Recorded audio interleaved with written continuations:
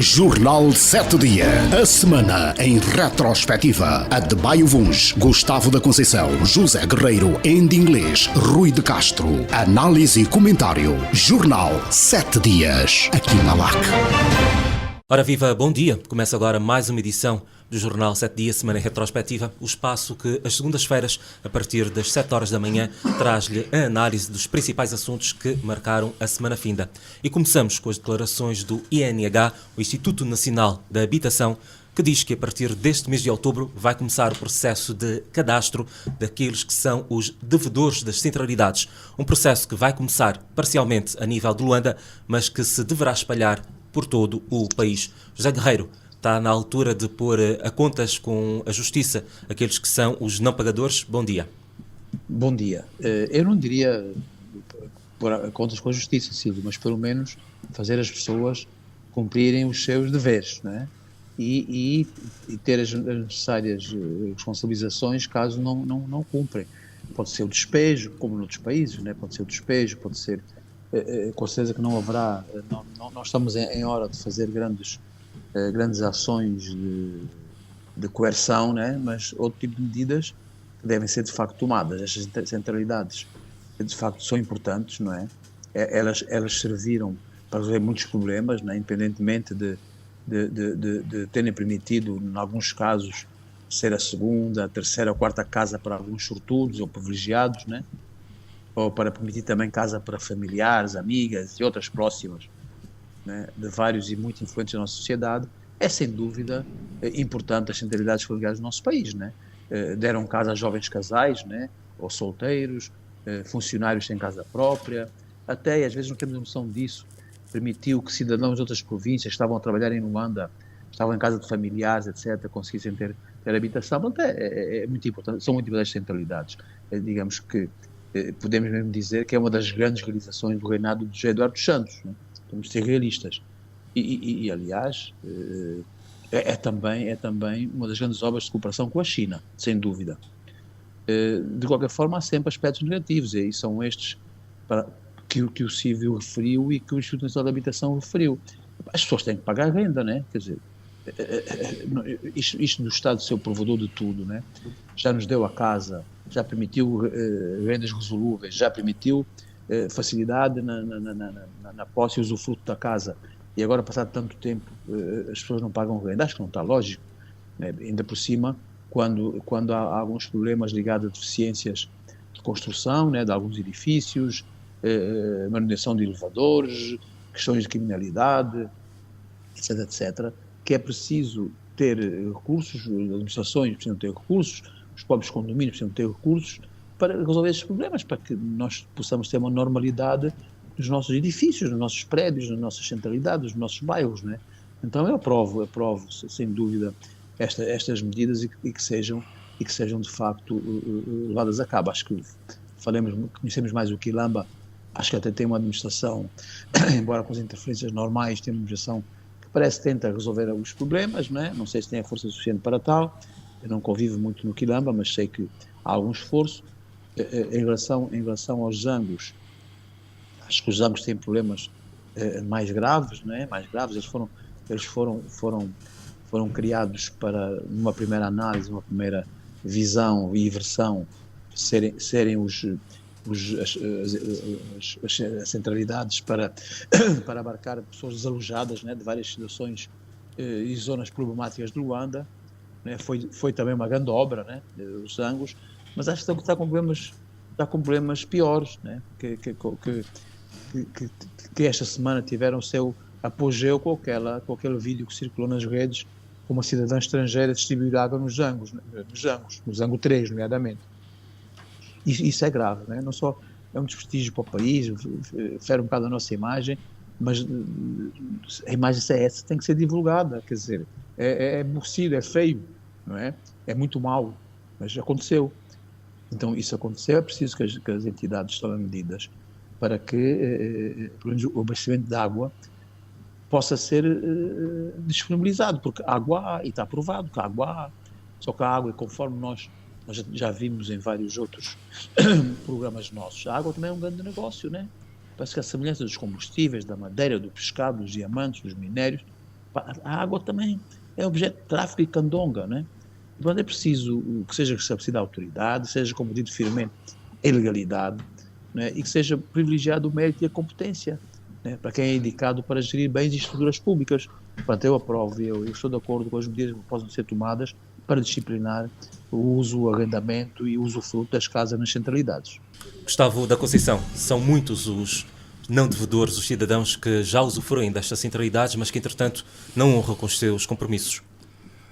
Sim, são muitos, os números são preocupantes e, portanto, é compreensível que o Instituto Nacional de Habitação mostre preocupação e procure soluções para o problema das centralidades.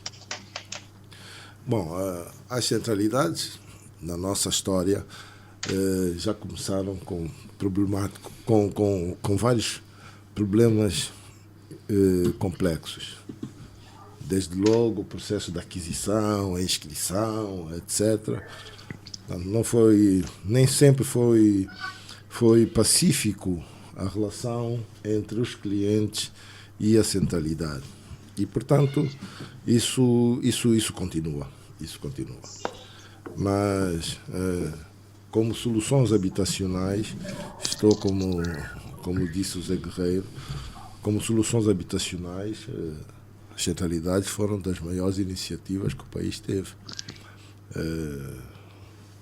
Criando o tal sonho da casa própria e impactando até no mercado do arrendamento.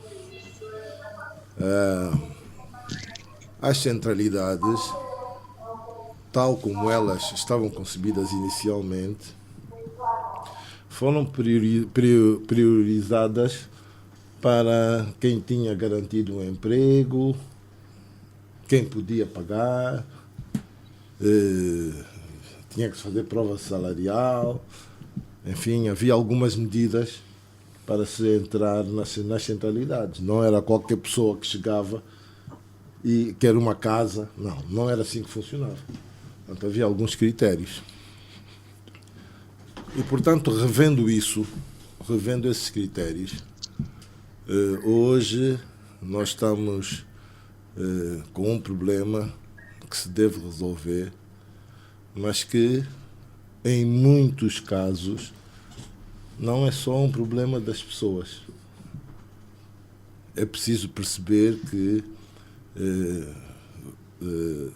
na vida dos cidadãos faltou Estado. E quando eu digo que faltou Estado, digo isso por quê? Porque o sonho da casa própria é natural nas pessoas. As pessoas que foram para as centralidades, muitas delas fizeram o seu planeamento de vida. Disseram assim, bom, eu ganho X, o filho está a estudar, tenho um filho, não vou fazer mais nenhum filho agora, vou não sei o quê, vou pagar renda, vou pagar a tal renda resolúvel, etc, etc. Mas muitas dessas pessoas confrontaram-se com uma realidade diferente. Por quê? Porque as nossas políticas económicas e financeiras não conseguiram garantir um controle efetivo da inflação, não conseguiram garantir o equilíbrio do câmbio, não conseguiram suster a desvalorização da moeda, não conseguiram manter a qualidade dos salários. Quando digo qualidade dos salários, quer dizer o poder de compra que os salários tinham. Resultado, as pessoas derrapam também, não é? Mesmo aquelas honestas que estavam a fazer o esforço de pagar, etc, etc, vêm-se confrontadas com uma realidade. E é por isso que eu hoje acho que, havendo o problema, é preciso encontrar uma solução equilibrada para que, por um lado, não se crie um grande problema social à volta das famílias e, por outro lado, se resolva o problema. Então, acho que soluções negociadas na perspectiva da reformulação dos contratos, na perspectiva da renegociação das formas de pagamento, dos prazos de pagamentos, dos montantes, enfim, estudar bem a forma de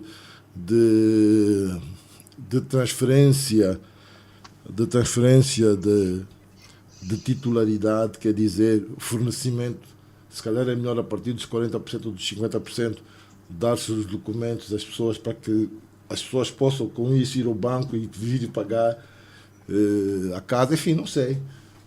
Mas era importante era que nesta fase da nossa vida, nesta fase do país, com o conjunto de problemas sociais que já temos, não se criassem outros, não se adicionassem outros. Portanto, aquilo que eu recomendava era que, de facto, os especialistas do INH pudessem iniciar um diálogo com as famílias nessas circunstâncias e gerir caso a caso e ver que soluções é que há, soluções outras que não o despejo imediato, porque o despejo imediato poderia criar um conjunto de outras circunstâncias e de outras situações muito mais penalizadoras para nós e para a nossa sociedade já de per si fragilizada. Adebayo Vunjo, concorda? Os despejos já anunciados pelo INH não são a primeira alternativa para resolver este problema? Bom, nós estamos com um problema iminente, né, social,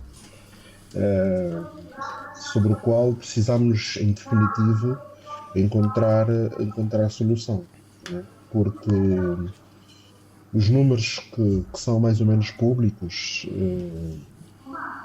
estamos a falar de uma dívida que anda à volta de 250 mil milhões de kwanzas, qualquer coisa como 250 milhões de dólares. Estamos a falar de uma situação de inadimplência que ronda os 80%, sobretudo os imóveis controlados pelo Instituto Nacional de Habitação.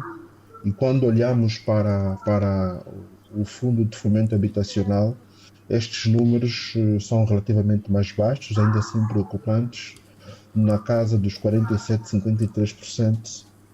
E a situação é, no caso dos imóveis controlados pelo Fundo de Fomento Habitacional, a situação é mais preocupante nas centralidades do Quilamba e Sequel. É óbvio que precisamos olhar para quem foram os beneficiários, ou quem são os beneficiários, ou quem são os moradores efetivos destas centralidades. E a premissa inicial, efetivamente, era que tivessem um rendimento. É verdade que tivemos muitas situações ao longo dos últimos anos e não só houve uma depreciação, digamos, do rendimento das pessoas, como algumas pessoas poderão mesmo ter perdido emprego e por via disso ter perdido rendimento e capacidade de continuarem a honrar este compromisso. Mas nós temos que ser idôneos, temos que ser sérios e consequentes, né? A habitação social ela também representa um custo para o Estado e precisa ser sustentável. Sustentável significa que o Estado tem que conseguir mobilizar outros recursos para dar continuidade a esse tipo de projetos e de empreendimentos, uma vez que a necessidade no país continua. Nós continuamos a ter largos segmentos da população, jovens e não só, que precisam efetivamente de realizar o seu direito a uma habitação condigna, neste caso por via de acesso a uma habitação numa das centralidades, outros projetos habitacionais, e beneficiando então desse mecanismo que é a renda resolúvel, que acaba por permitir às pessoas conseguirem mais ou menos honrar com o pagamento. Portanto, no fundo, o que nós devemos sensibilizar as pessoas que se encontram nesta condição, independentemente das razões, é que efetivamente contactem as instituições, neste caso o INH e o FFH, ou seja, o Instituto Nacional de Habitação e o Fundo de Fomento Habitacional, dependendo de quem é o órgão com quem, digamos, rubricar um contrato, no sentido de renegociarem os seus contratos, né? Há essa abertura, não ficou excluída. Agora, o que se nota é que há, pelo meio, algumas pessoas que agem de má fé. E nestes casos, o Instituto por si ou o Fundo de Fomento Habitacional por si não tem essa capacidade de despejar as pessoas, né? Mas haverá seguramente a possibilidade de envolver-se os órgãos judiciais, os tribunais, nomeadamente, e estes autorizarem algumas situações de despejo, o que será desagradável, não é? Portanto, o recomendável mesmo para os nossos compatriotas, aquelas pessoas que estejam a viver alguma dificuldade, ou aqueles que por algum desleixo possam não ter honrado com os pagamentos, que efetivamente se dirijam quer ao fundo ou ao instituto, no sentido de regularizarem ou renegociarem, né? Porque isto acontece, é um expediente normal, não é? O anormal é nós termos as pessoas a não honrarem com um compromisso, não é? Porque as casas já estão praticamente bonificadas, não são necessariamente uma doação, mas é importante que as pessoas consigam honrar com o compromisso e permitir ao Estado que esse mecanismo seja sustentável, permitindo que outros cidadãos possam beneficiar. Agora, infelizmente, isto criou muitas distorções no mercado, né? Tem vindo a criar muitas distorções no mercado imobiliário, para além de que há ali depois um outro equívoco, e aí poderei ser politicamente incorreto, que é propagarmos a ideia de que toda a gente tem que ter uma casa própria, né? Portanto, não é bem assim, em nenhuma parte do mundo funciona assim, há outros expedientes de mercado. O que é importante é salvaguardarmos a habitação condigna, não é? A toda a gente, não é? Mas não podemos sistematicamente vender a ilusão de que somos 30 milhões e 30 milhões terão casa própria. Não é esse o princípio é a habitação condigna, não é? Mas para isso é importante que as pessoas efetivamente tenham rendimentos, não é? E depois, em face disso, consigam criar elas próprias as condições para poderem viver não só a sua casa em si, mas toda a envolvente de infraestrutura dos bairros, que precisa ser também ela redimensionada, né? Porque no caso das centralidades ainda há um outro problema que recentemente nós destapamos já aqui no programa, que tinha a ver com as manutenções, né? E decorrente dessa dificuldade dos pagamentos e tudo mais, cria-se um contexto em que quem tem a responsabilidade de assegurar a manutenção comece a encontrar também dificuldades e depois venhamos a ter outro tipo de problemas, né? Porque são imóveis também eles recentes, mas que em alguns casos já se impõe que haja aqui alguma manutenção não só dos edifícios em si, mas de toda a envolvente, as infraestruturas, porque quando hoje nós passeamos por qualquer das centralidades, já vemos que as quadras de jogos não estão em condições, em alguns casos as estradas já têm buracos, lixo, tudo à volta, portanto precisamos mudar esse figurino, não é? E que as centralidades sejam efetivamente um espaço onde consigamos conferir dignidade aos nossos cidadãos. Ainda em inglês, já há muitos casos, como já foi aqui dito, de gente que deixou de ter a capacidade de pagar, honrar com esses compromissos, mas há também aqui uma certa nuvem de impunidade de gente que sequer começou a honrar estes compromissos na esperança de que essas casas fossem verdadeiras doações. Sim, eu dentre as causas, eu acho que sim. É preciso perceber que há pessoas que não podem pagar, não têm condições de pagar. Há pessoas, ou haverão pessoas que não querem, tendo condições, mas não querem, exatamente na expectativa de que, geralmente em projetos do Estado, e depois há sempre a possibilidade de se tornarem doações, mas também no leque de causas não podemos descurar a incapacidade operacional dos entes públicos que estão a lidar com esses aspectos. Na primeira questão, falta de capacidade, portanto, os meus colegas já abordaram, os salários, o poder de compra dos salários reduziu-se bastante face à inflação, desvalorização cambial, e as famílias, para além de pagarem rendas, têm outras despesas fundamentais, desde transporte, saúde, educação dos seus filhos. e como sabemos, a maior parte das centralidades está muito distante dos centros de trabalho também, que dificulta ainda e aumenta ainda muito mais o custo de vida daquelas pessoas nas centralidades. E, portanto, é natural que percam, e perderam muitos, é real, esse é um problema real, perderam capacidade de pagar a renda estabelecida. E nessa perspectiva, e se pessoas nestas condições, certamente uma das saídas poderá ser a redução, como muitos também referiram, a redução do valor da prestação. Em relação a aqueles que têm condições e não querem pagar, há aspectos, né? E muitas vezes não se aborda esse tema. Uma boa parte, ou uma parte significativa de moradores nessas centralidades não são aquelas que estabeleceram os contratos com os órgãos do Estado. Portanto, há, legal ou ilegalmente, não é?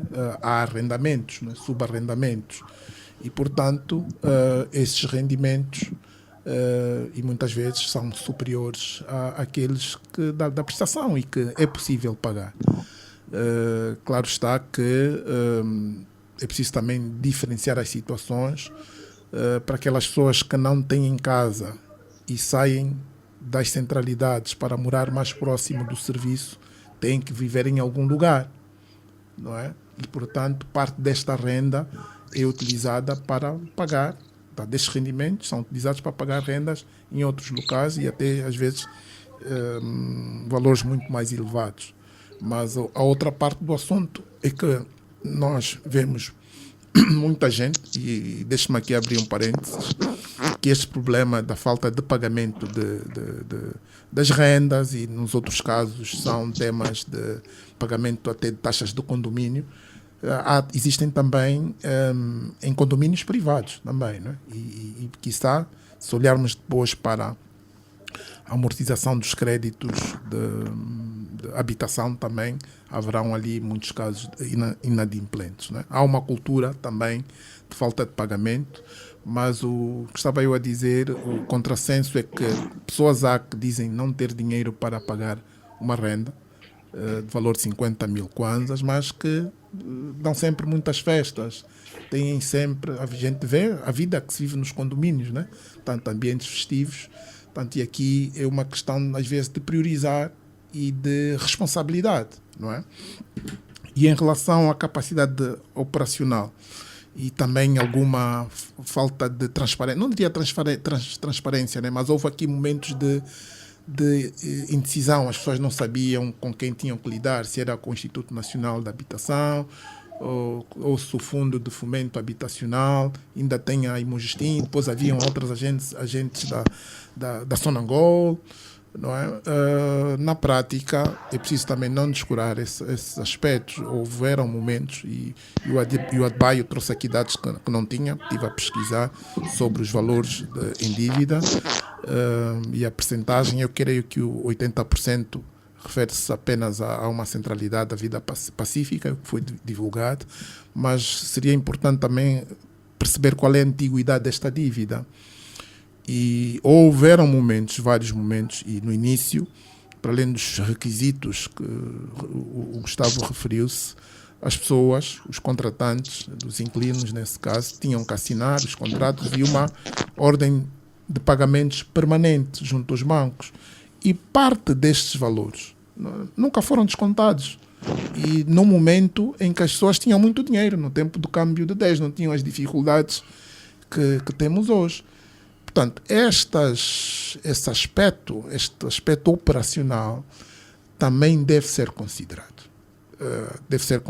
As pessoas tinham dinheiro, os bancos não descontaram, e agora temos a dívida que temos. Não podemos perder de vista que, sim, nós estamos a pagar de forma uma renda resolúvel, já bem bonificado, não é? As rendas são bonificadas e até o valor, portanto, houve essa alteração substancial do câmbio e também da inflação, mas o que é certo, os valores dos imóveis também não evoluíram, não sofreram correções. Mas não podemos perder de vista que há outros aspectos nessa equação. Primeiramente, e aqui é o caso do ovo ou a galinha, não é? Mas edifícios já estão muito degradados, em alguns casos, o que compromete que alguém que tenha dinheiro e certamente está a investir, ele vai ponderar se utiliza os recursos atuais para continuar a pagar renda ou melhor comprar um outro sítio, porque aquele edifício vai desabar daqui a um tempo, está muito degradado, não há ordem, uma desordem muito grande nos edifícios. As centralidades estão-se a tornar locais inseguros, sabemos de assaltos, de pessoas, insegurança nos parques de estacionamento. Portanto, isto tudo compromete, não é, todo o investimento e a perspectiva de investimento que se fez, por um lado, o Estado, não é, que no final do dia as pessoas têm que ter qualidade de vida lá, viver em bons sítios, mas, por outro lado, a questão de viver bem, com qualidade nesses sítios. Soluções para este estado de coisas, não é? Portanto, e é preciso ver em várias vertentes. Já nos referimos à possibilidade de pagarem as rendas, a reduzirem as rendas. Eu acho que é a altura também de se ver a semelhança de que se fazem em outros países, de ter um mercado secundário imobiliário. Portanto, a partir do momento de um tempo de ocupação, e já está a acontecer, já me referi à questão dos arrendamentos, mas é preciso dinamizar também a venda. Portanto, as pessoas, pode criar um choque, né? Assim as pessoas ficarem chocadas, mas eu acho que era a altura de permitir que algumas pessoas também vendessem a preços controlados já, pelo menos os seus direitos da habitação, por forma até a salvar, não é, os edifícios, porque eu não estou a ver que com o agravar da situação macroeconómica, mesmo que as pessoas pagassem tudo, não estou a ver os entes públicos com a capacidade de assegurar a manutenção dos edifícios. E, portanto, se calhar, por via de outras operações como estas, não é, poderíamos conseguir recursos, obviamente, sob intermediação do Estado e dos agentes públicos, conseguir angariar, e por via das suas comissões, não é, nestas transações, angariar recursos para pagar e fazer a manutenção dos edifícios. Por outro lado, adjacente, não é, às centralidades, sabemos que sim, os edifícios das centralidades, há sempre espaços baldios para desenvolverem outras iniciativas, e a questão aqui é saber em que medida parte dos recursos da venda dos terrenos nas centralidades são utilizados para assegurar a manutenção dos edifícios. É uma forma também de assegurar a sustentabilidade financeira dos imóveis. Há ainda a possibilidade, não é, a semelhança que existe Singapura. A Singapura tem um dos melhores programas no mundo de habitação social, gerido por uma instituição chamada Housing Development Board. 80% da população daquele país vive em casas do Estado e, por exemplo, e obviamente fazendo os ajustes, né? Portanto, Singapura é um país mais pequeno, tem uma estrutura demográfica também diferente, mas, por exemplo, os arrendamentos lá são de 99 anos, por exemplo, não é?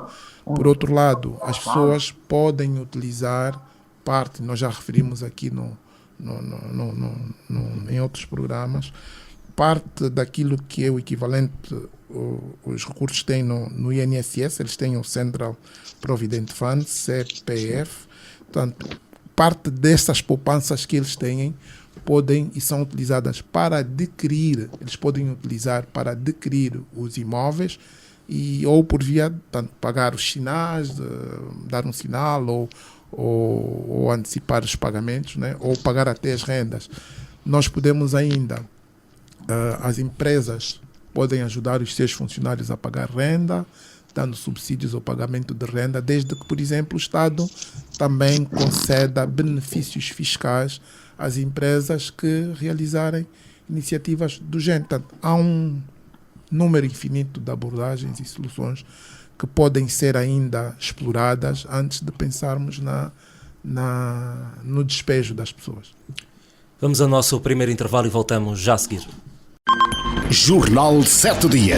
A semana em retrospectiva. A de Baio Vuns, Gustavo da Conceição, José Guerreiro, Andy Inglês, Rui de Castro. Análise e comentário. Jornal 7 Dias. Aqui na LAC. E estamos de volta com o Jornal 7 Dias, semana retrospectiva, uma semana que ficou marcada também pela notícia de que nos últimos 5 anos a manutenção dos órgãos de comunicação social públicos custou aos cofres do Estado mais de 360 milhões de dólares. Adebayo Vuns. Bom, no fundo, há duas questões que se colocam. Não é? Uma é estritamente financeira, e aí podemos olhar para os números, a sua distribuição por empresas, depois a sua distribuição anual,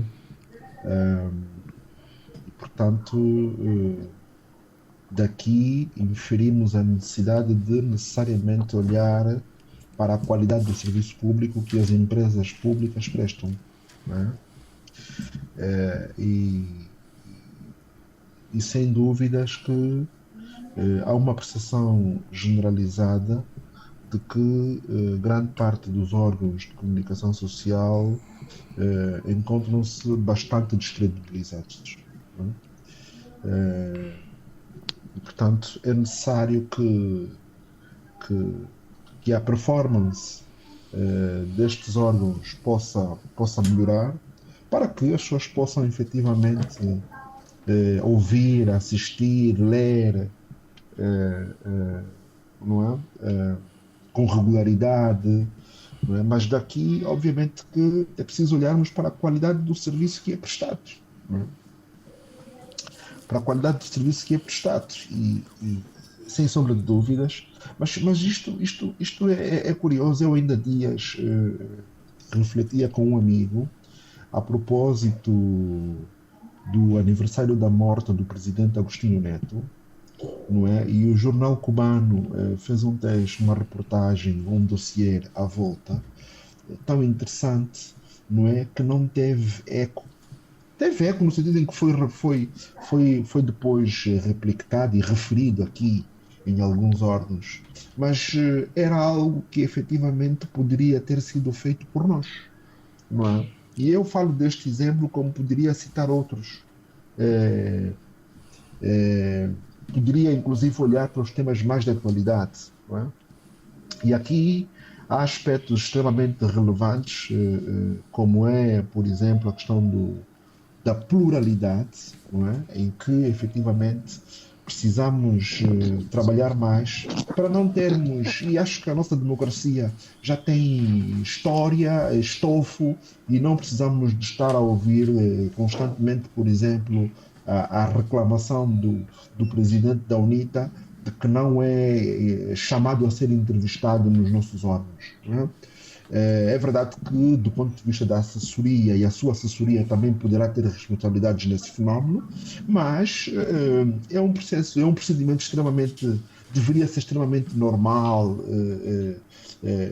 termos espaços onde várias sensibilidades sociais, religiosas, políticas tivessem e pudessem efetivamente exprimir as suas ideias à volta do país. Não é? Depois podemos olhar, obviamente que nos nossos processos acabamos por olhar para a qualidade das equipas, para a qualidade da formação. Há no caso de algumas redações, e é um aspecto que vale a pena refletir, que tem a ver com o facto de muitos jornalistas mais experientes serem, entre aspas, obrigados a ir à reforma, quando se sabe que em algumas profissões, como no jornalismo, na medicina, mesmo em parte na docência, não é? As pessoas estão, a partir de uma certa idade, que seria, no caso, a idade da reforma tradicional, mas estão na sua fase de maior brilho, não é? E onde efetivamente conseguem depois fazer aquela passagem de testemunho geracional para que não haja, digamos, rupturas, né? Porque o que se nota quando olhamos para o nosso espectro geral da comunicação social, e aqui não apenas pública, é que notamos que há aqui algumas rupturas de continuidade do ponto de vista da qualidade do serviço que é prestado ao cidadão, não é? E considerando que há, no fundo, o direito à informação, o dever de informar, são princípios constitucionais, obviamente que nós, enquanto sociedade, temos que efetivamente refletir. E há dias eu ouvi a Luísa Rogério a referir-se à intenção de ser realizado um congresso de jornalistas para se avaliar um bocado o estado da arte, digamos assim, e efetivamente o estado da arte não é nada satisfatório, pior ao nível da comunicação social, onde efetivamente se esperaria uma performance melhor, pelas várias responsabilidades que a própria comunicação social pública tem, não é?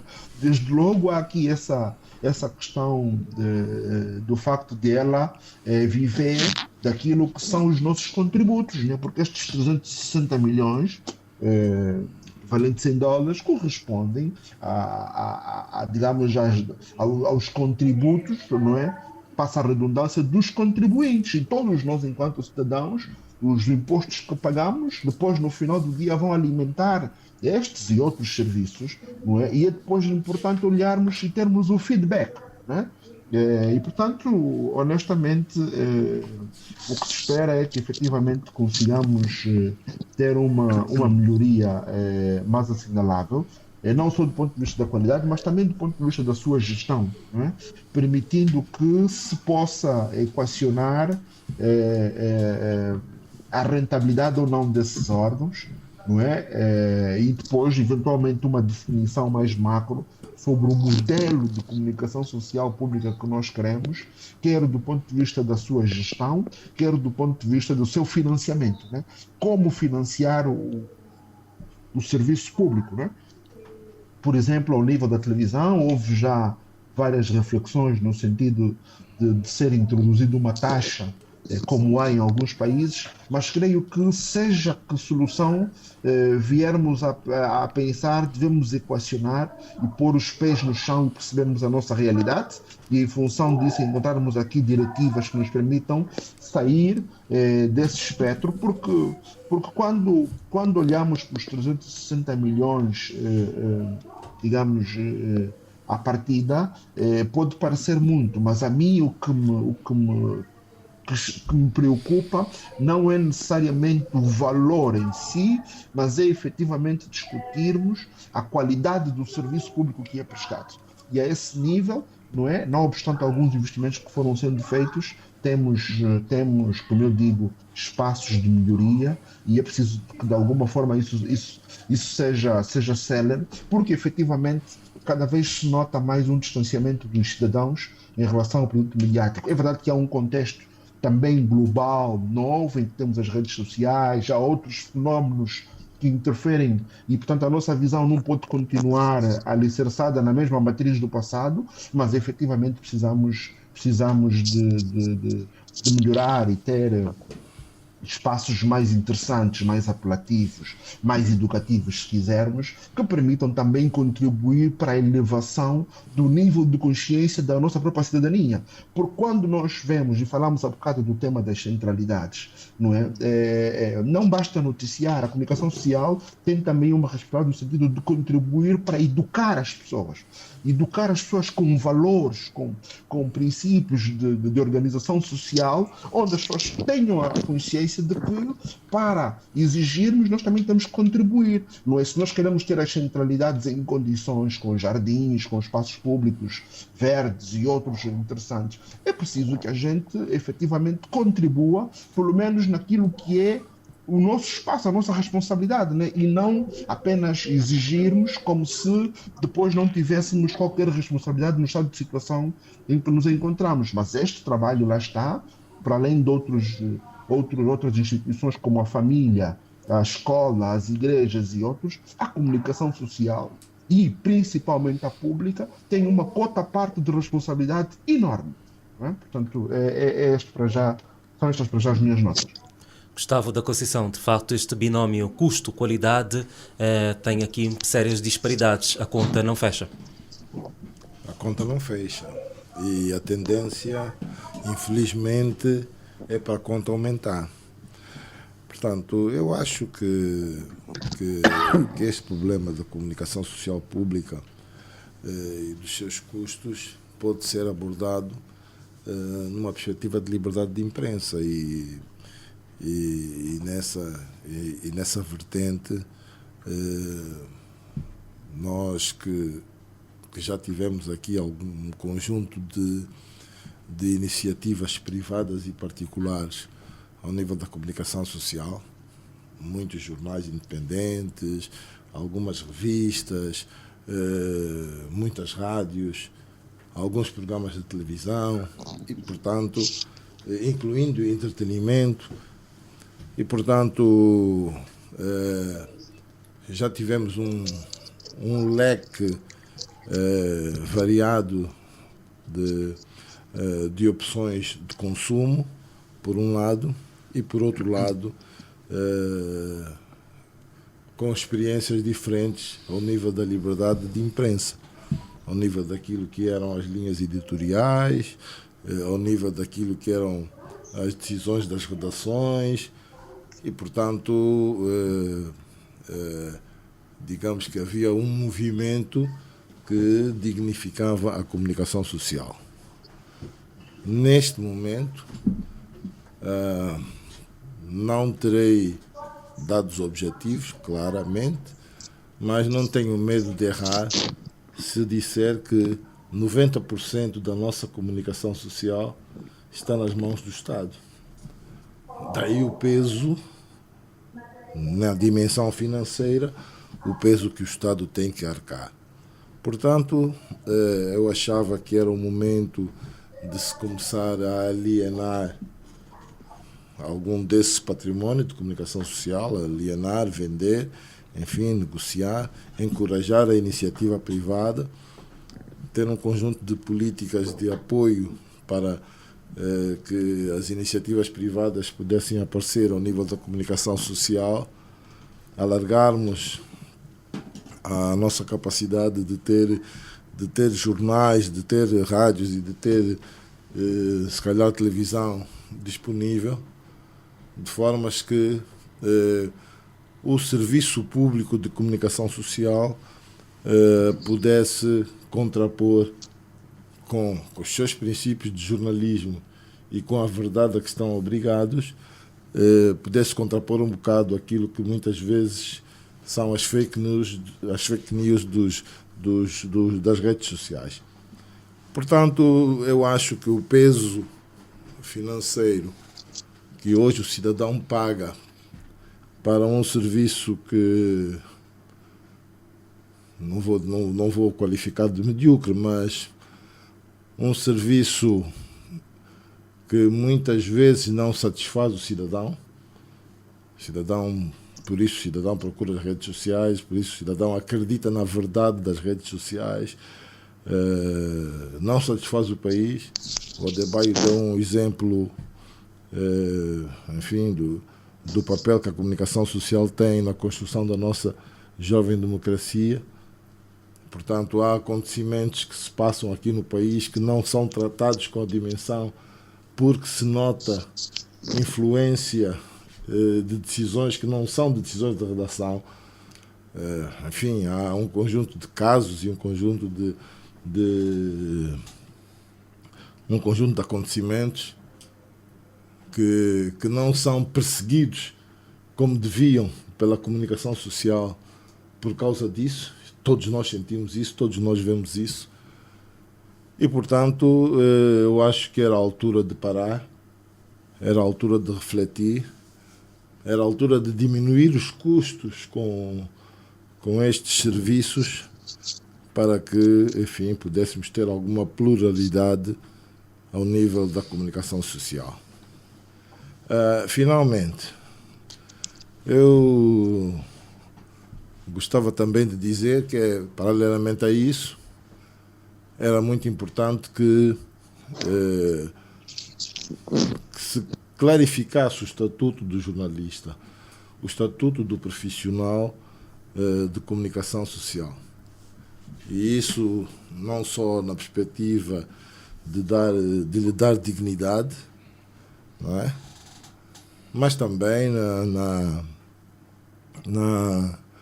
na perspectiva de lhe dar a liberdade que o jornalista tem que ter para que a sua contribuição na construção da nossa jovem democracia possa ser um facto. Ainda em inglês, a manutenção destes custos de mais de 360 milhões de dólares naquilo que é o peso da comunicação social é impraticável para mais 5 anos? Bem, é preciso primeiro perceber, da matéria que li no Querer no Expansão há uma semana, estes custos são referentes a 5 anos, portanto não são anuais, não é? E para além disto, portanto, a natureza das empresas, a dimensão das empresas e depois o objeto, né? A natureza das despesas, né? Muito deste valor foi utilizado para pagamento de salários, daquilo que sei, a subvenção das empresas de comunicação social públicas ainda oferem subsídios e a maior parte deles, nos anos mais para cá, servem sobretudo para o pagamento de salários. São empresas que têm um elevado número de trabalhadores, portanto, face à natureza e à dimensão do seu negócio. Estamos lembrados que, portanto, já há algum tempo há este propósito e por esta razão é que vão antecipando reformas ou pelo menos realizando, não antecipado, mas sobretudo realizando, porque há um número de pessoal elevado e também já muito sénior também. E por conta da natureza do negócio destas empresas, que são, e não deviam ser, mas são deficitárias, elas depois não conseguem também honrar determinados compromissos com os seus fornecedores e também até e sobretudo com o Estado. Portanto, para além de terem um número muito grande de pessoal, tiveram e têm e vão reduzindo ao longo de vários anos a dívida que têm com a segurança social. E então há este dilema, né? Não têm dinheiro para honrar esses compromissos com a segurança social, não podendo com isto e por consequência não podem ir diminuindo a massa salarial e têm que manter ainda essas pessoas. E, portanto, este é um dos problemas que sei que as empresas ainda enfrentam. A situação já esteve bem mais pior, mas gradualmente vão resolvendo, não é? Por outro lado, houveram também investimentos. Eu penso que era preciso também enquadrar neste valor determinados investimentos. Alguns de monta, outros nem tanto, ou talvez não visíveis, mas sobretudo a televisão, que foi referida, que é uma empresa que mais consome, mais apoios recebe do Estado. Temos que perceber que eles utilizam muitos equipamentos, como câmaras de filmar, que também certamente têm um nível de amortização muito elevado, desgaste. As empresas como esta sofreram atualização e têm que sofrer atualização também digital, não é? Houve a transição, creio já, uma transição digital, não é? Para uma tecnologia mais atual, que agora foge-me o nome, mas isso depois também tem os seus custos, né? É preciso atualizar softwares, licenças, há elevados custos de comunicação, não é? Aqui seria importante para o Guerreiro, não é? Que por um lado foi PCA da empresa, mas como gosta muito do satélite, percebemos em que medida, por exemplo, O satélite ajudou a diminuir os custos de comunicação, que são importantes. Nós às vezes negligenciamos essas empresas, mas são empresas que estão também pelo território, são mesmo grandes, não é? Obviamente que há possibilidade de melhor, não diria só rentabilizar, mas de optimizar determinadas estruturas, né? Já houve situações em que as empresas, a rádio, por exemplo, que emite em todo o país, precisa de antenas. Como é que são, e num contexto em que nós tínhamos, hoje já estamos muito melhor, tínhamos comunicações, a energia, sobretudo, por fontes alternativas, portanto, as antenas para funcionarem também precisavam de eletricidade, né? E era preciso ter lá também geradores, a manutenção. É uma grande operação. Agora, eu penso que também é a altura de fazermos contas sobre determinados investimentos que foram feitos e que custam manter, por exemplo. Como é que está a rentabilização dos estúdios da TPA, que são grandes, né? Não podem ser só apenas centros de custo, não é? Estamos já, daquilo que foi publicado, há muito pouca receita, né? Para além dos subsídios que o Estado paga. A outra fonte de recursos são as publicidades, mas sabemos também que com o contexto económico isto reduziu substancialmente. Mas não se fazem estúdios de produção para depender da publicidade, é mesmo produção. E a Dubai deu aqui um exemplo de um documentário, não é? Que pode ser muito bem vendido, pode ser produzido, mas como é que nós estamos em termos de produção, não só de matéria noticiosa, informativa, mas como documentários, não é? Qual é a nossa participação? Qual é a participação das nossas empresas? E nós temos muito material, muita matéria-prima, né? Nós tivemos a guerra que tivemos, e hoje até no âmbito do turismo, né? Faz-se o turismo histórico, há pessoas muito interessadas na informação das guerras. O que é que os nossos órgãos estão a fazer? Estão a captar essas imagens? Ou estamos à espera? Nós, por exemplo, temos aí o Kavango, né? Como é que se chama? A National Geographic, que também tem um canal de fazer bilhões e milhões de dólares fazendo documentários sobre coisas que estão aqui, são nossas.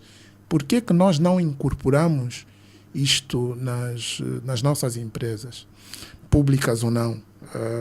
E aqui, na abordagem dos modelos, é preciso também evoluirmos, né, em termos de modelos de negócio e de financiamento das nossas empresas, que não podem, e é insustentável, o Estado não tem dinheiro, não é? Mas pode-se evoluir para outras fontes, não é? Por exemplo, a BBC e outras empresas não recebe, que é uma instituição pública e das mais respeitadas do mundo, não recebe subsídios do Estado. Portanto, financiada por uma taxa, uma licença de TV, que todos agregados familiares pagam, a semelhança do que acontece na SABC e África do Sul também. A gente vai comprar um televisor, tem que ter taxa de TV, por exemplo, né? TV e rádio. Há receitas comerciais que advêm de receitas eles têm uma divisão que é a BBC Studio, e ali tem algum financiamento público, sim senhor, mas para produção, para grandes produções que depois são vendidas e até exportadas. Hoje eles também têm serviços de assinatura, e estou aqui a fazer só uma ênfase, né, na televisão, mas instituições como a Angop, por exemplo, e esta tal dicotomia e o grande paradoxo, e que é preciso dar espaço aos órgãos de gestão. Fez-se muito investimento, não só na televisão, mas, por exemplo, a Angop hoje é uma instituição tecnologicamente mais moderna, mas quanto do seu serviço está a ser remunerado, não é? Está a ser pago, acesso à informação. Há serviços que podem ser, sim, pagos por assinatura, e nós temos, são as principais fontes de informação. Destrinçar o serviço público, essencial, mas até nas grandes economias, por acaso há dias vi alguém a referir-se, e vi foi no Facebook, de uma pessoa até próxima de família, alguém estava a dizer isso, por causa da questão do acesso que nós temos hoje, e o Rui de Castro referiu-se aqui, que para termos acesso aos canais abertos, temos que utilizar as plataformas de distribuidoras, não é? E essa pessoa que vive na Alemanha há mais de 40 anos disse, não, diz-me em que país moderno é que a televisão pública é gratuita, porque ele diz que vive na Alemanha há 40 anos e paga para ter acesso também à televisão. Portanto, aqui uma situação que é preciso libertar os órgãos, não só das interferências nos aspectos editoriais, porque são muito importantes por causa do valor e a qualidade dos serviços e produtos que eles prestam. Temos que ter gente mais profissional também e a produzir e a fazer coisas que as pessoas efetivamente gostem. As nossas empresas de comunicação social, todas, podem fazer muito mais em relação a esse aspecto. Nós, por força do processo de recuperação de ativos, quando digo nós, o Estado ficou com alguns ativos, né, da comunicação social, a TV Zimbo, mas se calhar pouca gente sabe que também aquilo era mantido porque os sócios tinham dinheiro, né? Também, e se formos fazer as contas, não sabe quanto é que pagavam para manter o sinal a funcionar, mas certamente que são instrumentos, muitos instrumentos que provavelmente ele não gera as receitas suficientes para manter, mas serve para outros fins que depois as empresas do grupo têm condições de sustentar. Portanto, é preciso também avaliar e rever a forma como financiamos as nossas empresas de comunicação social e não só. José Guerreiro, não aleatoriamente deixamo-lo para o fim. Pois, é bom neste caso chegar para o fim, porque depois de ouvir o Adebayo, né, que é licenciado nesta área, um prestigiado jornalista e cronista, né, ouvimos também a sensibilidade do Gustavo para estes temas, né, que é uma pessoa também muito atenta, e a experiência do Enda, né, até no controle no passado, no setor empresarial público, em funções que ele desempenhou. Quem sou eu, de facto, para acrescentar muito mais, né? Aliás, este tema, para mim, não é um tema fácil de abordar, né? E voltando a estar na missão de interesses, eu tive quase 40 anos de TPA, ainda me sinto que faço parte da equipe e da cultura da TPA, portanto, não posso, por dever de consciência e coerência, estender-me muito sobre os fundamentos, o substrato de gestão, as interferências e as limitações dos meus colegas da administração e dos jornalistas, né? Aliás, sobre isso, como vocês sabem, já tornei pública as minhas opiniões no livro que publiquei há 2 anos. Portanto, conheço muito bem, há muitos anos, as ondas que temos que surfar na comunicação social pública e quais as origens e as razões da atual situação, que eu não deixo de lamentar. E os meus colegas do painel foram exaustivos e subscrevo naturalmente o que eles disseram, né? Mas são indiscutíveis, né? Os números foram publicados. Eu vi 386 milhões e não 360, como os colegas estão a dizer. Eu acho que li 386 milhões. Portanto, os diferentes meios só conseguem contribuir com uma percentagem muito mínima, muito pequena, para cobrir os respectivos custos de exploração. E a questão que se coloca, né, também e sobretudo, são os resultados. Os resultados já não económico-financeiros, mas os resultados em termos políticos e de comunicação, né, em favor de quem suporta esses custos, né? Digamos, a favor dos responsáveis do OGE, para ser simpático, né? No fundo, para ser generalista, né?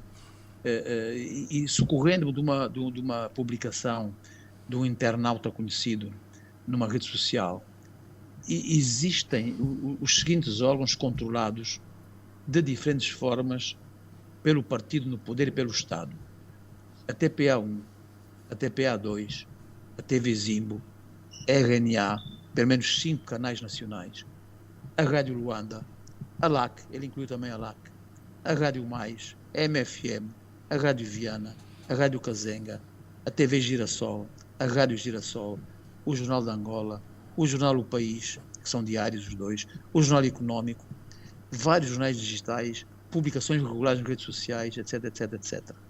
E segundo a publicação desse conhecido jornalista nas redes sociais, são palavras dele, retirei de uma publicação dele, e essa pessoa tem uma ligação histórica, uma ligação efetiva, intelectual e afetiva permanente ao MPLA. A oposição só possuía Rádio Despertar. E ele concluía: o MPLA perdeu Luanda nas últimas eleições. Quer dizer, com aquela listagem de comunicação social controlada, né, pelo partido no poder e pelo Estado, e a oposição só com uma rádio, o MPLA perdeu. Esta constatação deve nos fazer pensar, né? Os colegas já abordaram outras questões ligadas a este assunto, mas esta constatação de facto deve nos fazer pensar, porque, ou seja, quais são os resultados práticos a nível da comunicação, os resultados práticos para quem suporta aqueles custos, né? Quais são os resultados práticos em termos de comunicação. E, portanto, deve-nos fazer pensar esta situação. As pessoas todas estão ligadas a esta problemática. Fazer pensar nós, os cidadãos, né, no geral, mas também, sobretudo, o MPLA, a estrutura de comunicação do Executivo e da Presidência. E parece que nesta análise não podemos deixar de tirar uma conclusão. Aliás, o debate foi profundo. A comunicação social pública só se credibiliza, só tem audiência, só tem força junto às populações, dos cidadãos, se for verdadeira, se não ocultar a realidade, se não mentir, se não bajular, se der voz a todas as forças políticas, se aceitar o contraditório. O Adbaio referiu-se à pluralidade, muito importante.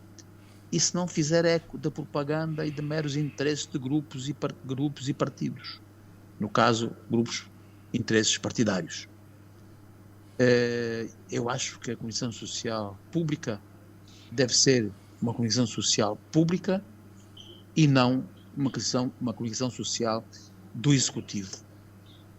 De resto, tudo que vocês disseram, os colegas do painel, está de facto tudo certo. Havia muita coisa para analisar, desde as questões do pessoal, a questão da reforma, a questão dos investimentos. Quanto mais se investe, menos a cobertura tem. Porquê é que os investimentos causam tão pouco efeito?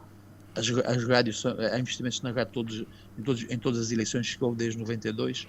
Saímos de Luanda, não se houve rádios. Hoje já ninguém vê televisão em sinal aberto. As antenas, o sistema tradicional de antenas e repetidores esgotou. A publicidade não serve, não dá para cobrir custos. Há trabalhadores a mais em toda a administração social pública. Porque é que isso acontece? Bom, foram elencados uma série de assuntos com os quais estou de acordo e que daria mais 2 ou 3 programas para nós refletirmos. No fundo, repito, nós temos que lutar todos para que haja uma comunicação social pública no verdadeiro sentido da palavra e não uma comunicação social do Executivo. Nós voltamos já a seguir com minutos, destaques e recados. Jornal 7 Dia. A semana em retrospectiva. Adbaio Vuns, Gustavo da Conceição, José Guerreiro, Andy Inglês, Rui de Castro. Análise e comentário. Jornal 7 Dias. Aqui na LAC. Estamos de volta com o Jornal 7 Dia, a semana em retrospectiva. O último bloco deste programa é historicamente reservado a elencar aqueles que são os destaques positivos ou negativos da semana. Mas a última semana marcou-se pela morte de Ismael Mateus, um jornalista que aqui, nesta casa de rádio, produziu e escreveu a rubrica Recados para o meu chefe. Em sua homenagem, em homenagem a este profissional e este cidadão angolano, nós vamos não destacar aqueles que são os nossos minutos, mas sim, vamos dar os nossos recados ao chefe, não, mas talvez a quem nos estiver a ouvir nesta edição. Gustavo da Conceição, começo por si. Quais são os seus recados nesta segunda-feira? Bom, nesta segunda-feira tenho 3 recados.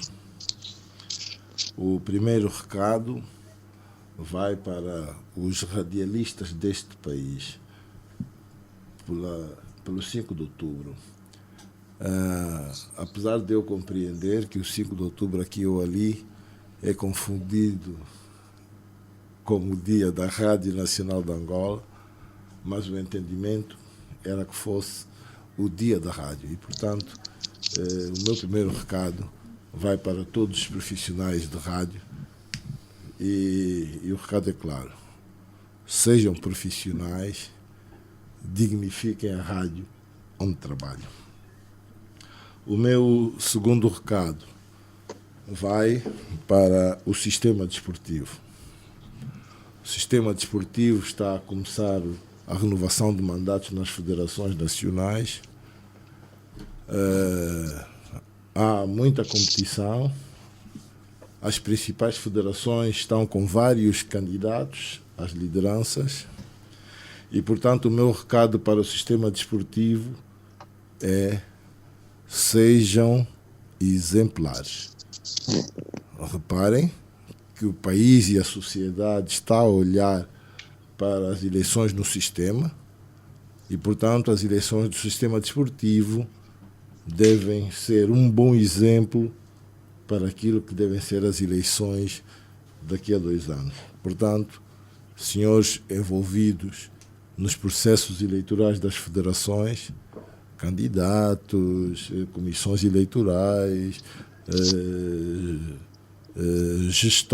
gestões em presença nas federações, colaborem, façam-no com lisura, façam um processo de renovação de mandatos nas associações esportivas digno de ser apontado como exemplo e espero que sem os problemas do passado.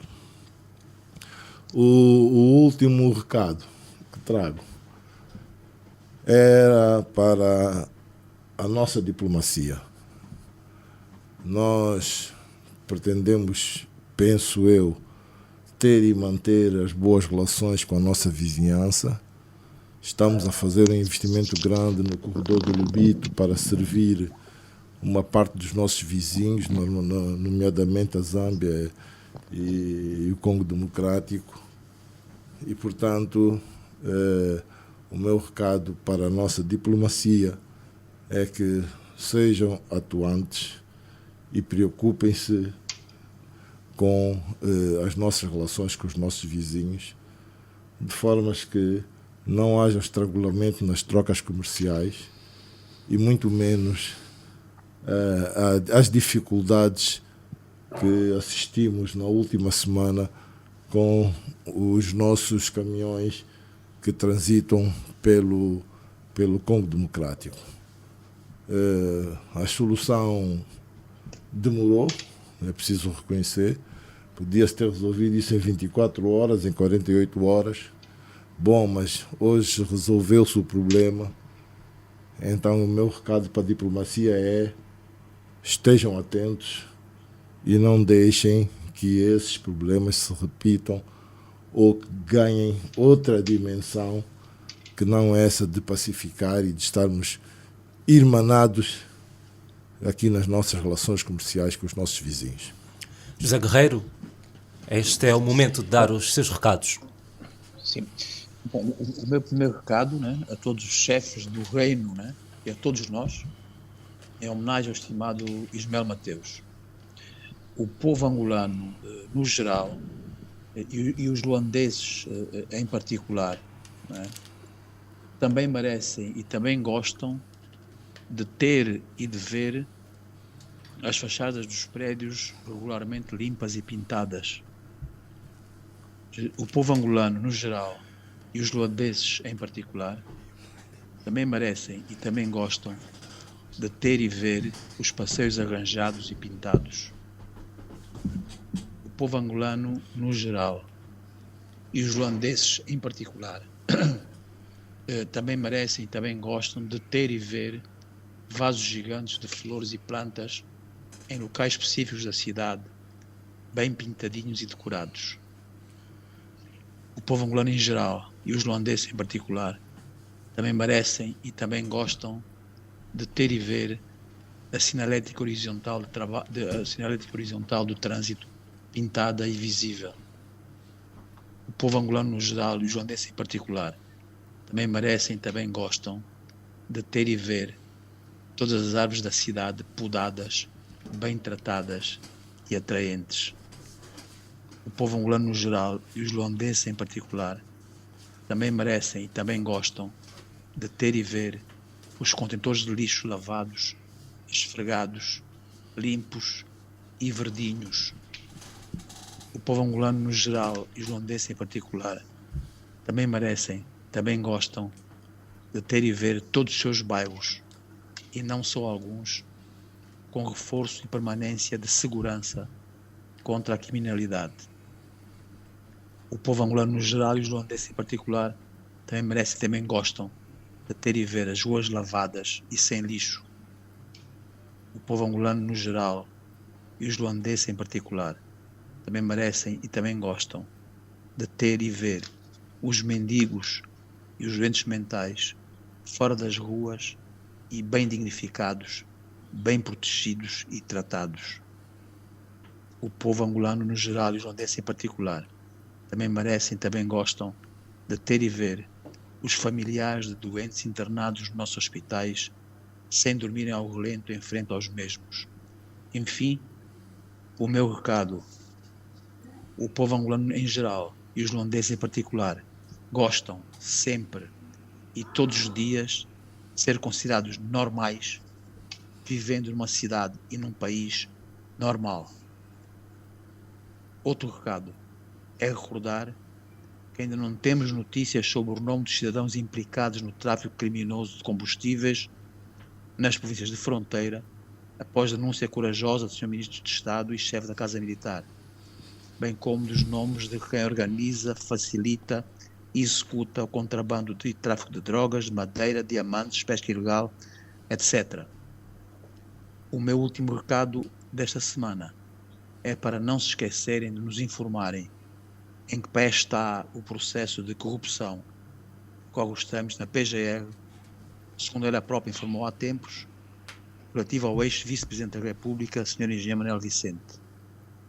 O recado tem nesta altura pertinência, uma vez que na semana passada, em Portugal, recolheu à prisão o procurador português que o tribunal daquele país condenou por ter sido corrompido no mesmo processo, sendo previsível que haja um corrupto ou corruptor.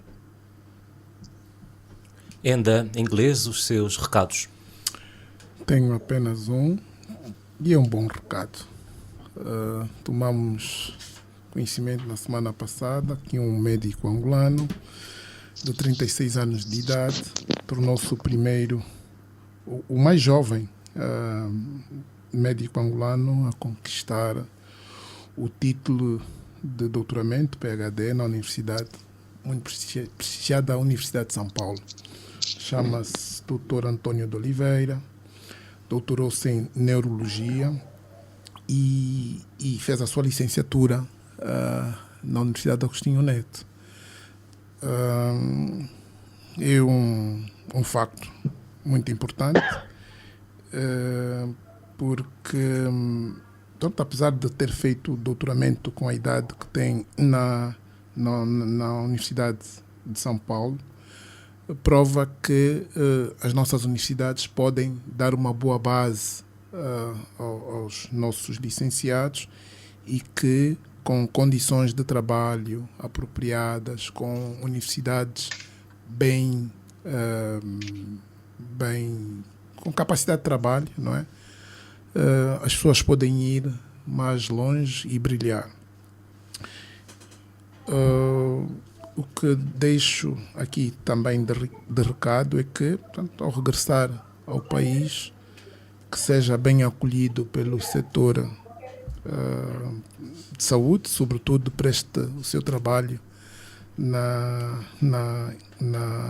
Serviço Nacional de Saúde, que tenha condições de trabalho, não é, adequadas e que, tal como os outros, não é, sejam capazes de melhorar o rating, não é,